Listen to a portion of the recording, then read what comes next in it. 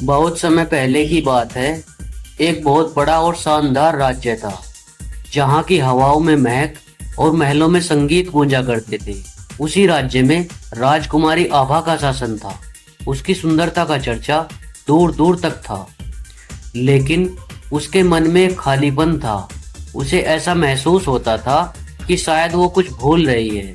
दूर दूर के राजा और राजकुमार उससे विवाह के लिए संदेश भेजा करते थे। एक दिन राजकुमारी के मन में बाहर की दुनिया देखने के लिए इच्छा जागी और वह घूमने के लिए अपने महल से बाहर चली गई। घूमते घूमते वह जंगल चली गई। वहाँ की हवाओं में और पत्तों की सरसराहट में एक अलग ही संगीत था। राजकुमारी का मन वहाँ बहुत प्रसन्न हुआ। राजकुमारी घूमते घूमते घने जंगल में काफी आगे तक चली गई। वहाँ उनकी मुलाकात एक वीर नाम के लकड़हारे से हुई।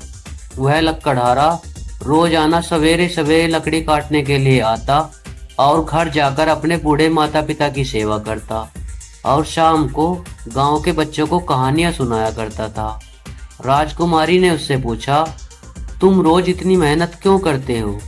तुम महलों जैसा जीवन क्यों नहीं जीना चाहते?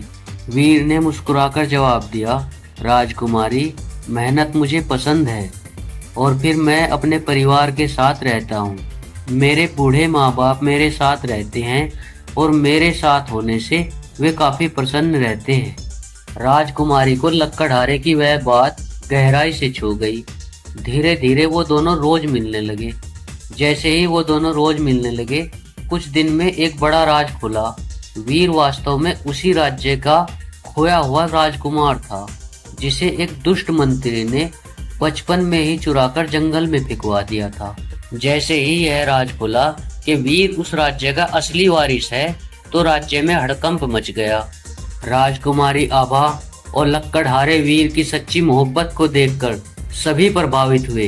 राजा ने घोषणा की कि जो भी सच्चाई, साहस और प्रेम को समझता है, वास्तव में वही सच्चा राजसी हो सकता है। और आखिरकार राजकुमारी आभा और वीर ने न केवल एक दूसरे का हाथ थामा, बल्कि उस राज्य को एक नए युग की दिशा भी दी, जहां दिल की सच्चाई और शिक्षा को सम्मान मिलता था।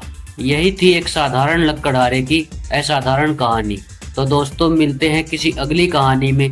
तब तक के लिए जय सिया राम।